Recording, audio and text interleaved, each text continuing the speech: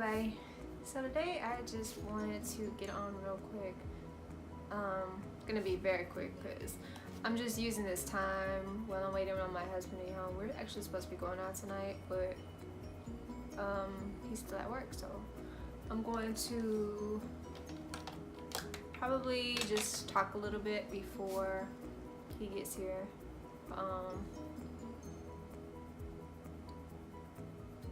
I just want to say it's so funny how things never turn out the way that we plan it. I mean, you can have your life all mapped out of how you want it.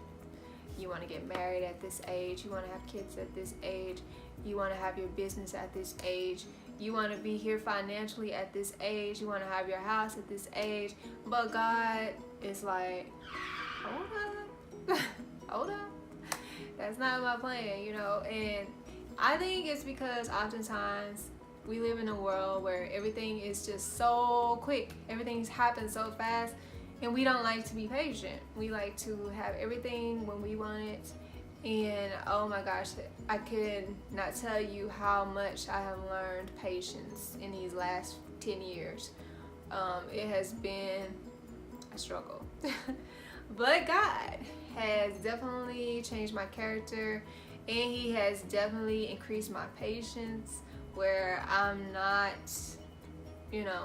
just go crazy when things don't happen the way that I want it to. But I also wanted to talk about how on the downside to that is sometimes you will start to think that just because it hasn't happened now that it never will, or that you shouldn't get your hopes up, stuff like that.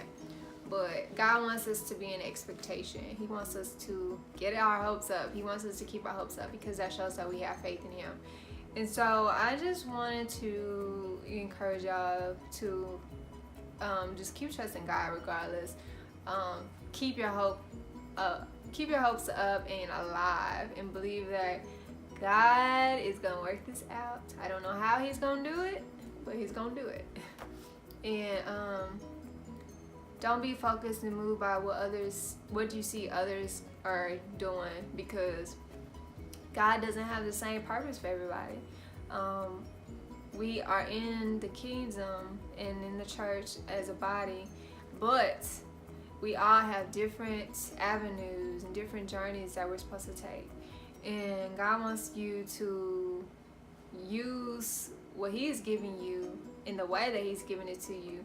Don't compare it to somebody else's, because what somebody else is doing might not be what he called you to. He might have called so-and-so to go to, to travel the world, to be a missionary, to do this and that, but he might have called you to just do local work in your local church, So it's like, don't be moved by that, because your purpose is just as big as the next person's purpose.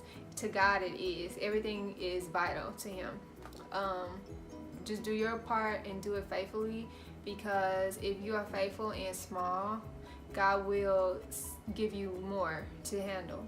So you want to be faithful in the small things, not just have it all at once, because if you don't learn how to appreciate God and to be thankful for God in the small things, what are you going to do when you get something big, It's easy to get in pride and easy to think, oh, well, I don't need God anymore because I'm this, I'm that, because everybody knows me, this and that. And that can cause you to get lifted up in pride, and that's a no-no. It's a major no-no, because, pride leads to destruction. So we want to be, just keep your faith in God, keep your hope up. I'm trying this myself. Definitely, it's a process, and even now, after all these years, I still struggle with it. But we have to just keep telling ourselves that God has something great for you. God has something great for us, because I feel like a lot of times the reason he delays it is because if it's something super big, he's not going to just let it happen just right away, because he needs you to be prepared. And sometimes preparation takes years. Jesus prepared 30 years before he went into ministry, just for 3 years of ministry. prepared 30 years for a 3-year ministry. And so that tells us right there that preparation is definitely important, and God would rather you go through a long process. That's just like if you're in a war. You do all of the army or whatever. You go to all of these training camps, all of this stuff you're training, and let's say you have one day that you go to war. Well, all of that training, all of those years of training comes into practice. Comes into reality when you are in a battlefield and you have to know what to do. You don't want to be well prepared so that you can preserve your life. And so that's the same thing here.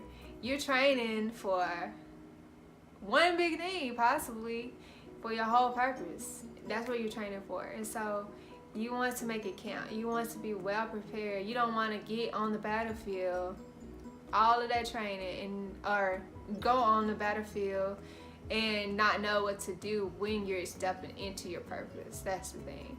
So don't despise the preparation process, because it is important, and that's something that I believe God is doing with me. He's been training me for years on certain things, especially in the area of patience, trusting Him, and just having faith in Him, because I don't know everything that He has for me, but I believe it's big, I believe it's great, and I'm going to continue to believe that because I know it is in my heart.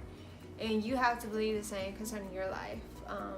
Just know that God has something great for you, something grand, and just know that none of your time is wasted, none of your years you wasted.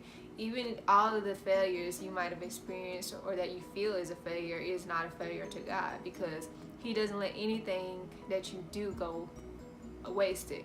You know, He uses everything as an opportunity for us to grow and to be more like Him.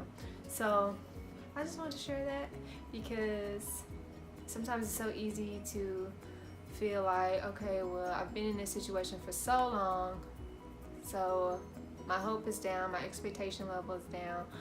So, but you want to continue to keep your expectation level up, because God can move, and when He decides, okay, that one day, okay, now it's time for you to go forward, you want to be ready to walk into everything that God has for you. All right, I'll talk to y'all later. Bye.